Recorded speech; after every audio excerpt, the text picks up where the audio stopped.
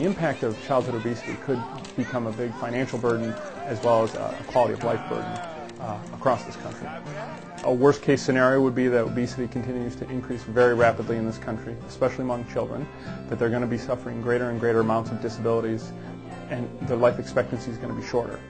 It could put a huge financial burden on our healthcare system, which already is growing at nearly double digits every year. It's sort of like a faucet that drips and just keeps dripping and keeps dripping. And as the faucet drips and drips and drips, it erodes and erodes and erodes. And I think if we think of the obesity epidemic as sort of very little incremental gains across a long period of time, eventually people just keep getting bigger and bigger. And there's no doubt the mandate of schools in most states is to educate children. But that education is sometimes, in my view at least, is narrowly defined in terms of the sorts of content which is on the statewide academic achievement test. So that means math, it means writing and reading comprehension and things like that. So what's left off the table is physical education and physical health. I'm going to be thrilled if my child gets into Harvard, but if they're obese or if they have a health issue because they haven't been exercising, the other doesn't really, it's irrelevant. Health is the most important thing, and unfortunately most people don't realize it till they don't have it. We need an intervention program. We need a holistic intervention program that has different components, not just the curriculum and not just the family component, but PE, and also looking at the foods that children eat at school.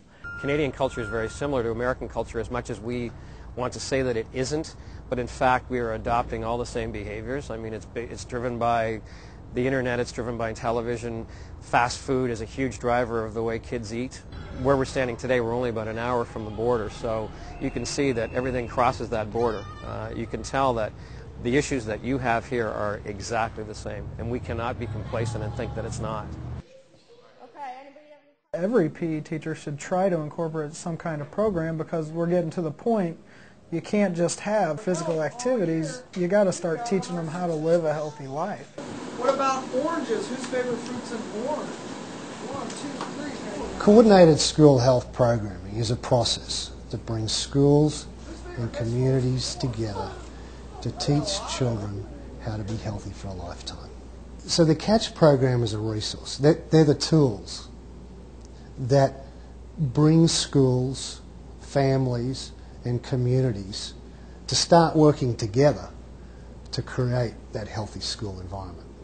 CATCH has been a very, very well-studied program. There's been 11 different funded projects to investigate different aspects of CATCH. If you apply this form of intervention at schools, that is classroom curricula, physical education, changes in the environment with regard to food and the food service, the types of foods that are served, as well as reaching parents and reinforcing it at the school and home, you can expect changes in diet, which are reductions in fat content and salt, and also increases, actually fairly big increases in physical activity. We chose CATCH because it was evidence-based, and because that was a requirement of our department that whatever we were using be evidence-based. We also chose it because I feel very strongly the premise of the development of CATCH was that we not give kids just knowledge, but give them experience and exposure to how they could change their own behaviors.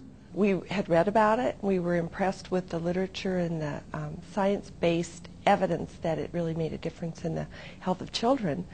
But we were interested in seeing whether or not it was a good fit for our community. And so we pilot tested it in 2 schools, and from then on it was like, this is what we want to do. This really makes a difference for the health of the children. The teachers like it. The families give really positive feedback about the information the children bring home. And so from then on we decided to be actively searching funding sources to bring it into more schools. We saw the data, we liked it. We had an initiative going on at the time where we were funding local health departments, and we offered CATCH as one of the programs that they could choose. When the CATCH program first came out, that was one of the first programs, basically the only program that I'd seen that had a physical activity component. And it was, to me, a no-brainer not to jump on that program. When you go into a catch school, you can see that there's something different going on there. There's a value about health, not only for the kids, but also for the staff. Sure, math, science, English, all very important, all high priority within the school. But there's also that shared value about being healthy. Bananas, makes pretty color there. Bringing a new program to a school, you never know what's going to happen, but this one, in targeting child health and getting all kids involved with small group instructional lessons related to physical education, it's been incredibly positive. I just feel that we can influence what children eat as far as even when they grow up, what they learn here in this building. And if we can affect 10 or 20 lives when they become adults, if they have learned that this is how I'm supposed to eat, I'm not talking dieting and that type of thing. We need to teach children to eat healthy from the time they're in kindergarten, actually even before that, so that when they grow up, they don't have the health problems that so many adults are facing nowadays. And I think this is the age to catch them at. At times in the past, we've had games that were competitive based, only, basketball or football or kickball, and now we have games where we're moving, we're having fun, but no one's like, I won, you lost. And before they know it, they've worked for 30 minutes and they're having fun. What's happening with the dissemination of catch nationally right now are all the different stakeholders stepping up to the plate to help schools and their communities teach kids healthy habits for a lifetime. We're seeing foundations becoming involved, we're seeing hospitals becoming involved, health insurance companies, state and local health departments and education departments, the list goes on. And really, that's what it's going to take. The CATCH program presents an evidence-based program for the hospital, and in healthcare we all know that we really need to show how a program can truly impact the health. So we made a determination that we would continue and pick up literally and add on to the work that had been done previously, because we knew it was the right type of thing this community could really embrace. We figured out quite recently that it only cost about $10 a child to be in the CATCH program.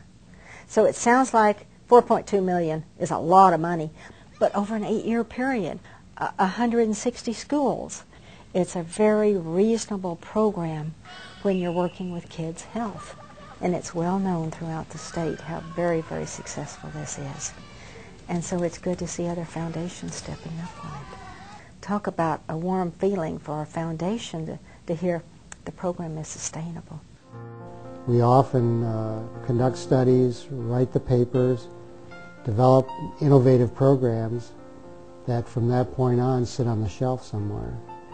And ultimately, I think the success of any program should be judged on the basis of the extent that it has an impact on the health of the public. And I think CATCH is well on its way for doing that. As parents, anyway, think of the school system as this big bureaucracy that we can't nudge, we can't necessarily influence. But when you work on a little smaller level and take one classroom at a time, it's been a very positive experience.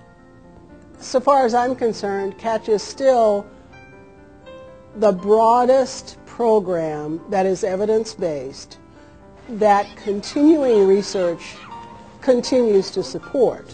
The combination of what they hear from their classroom teacher and their PE teacher and their school nurse and what they see in school food service all combines to make it doable for the kid.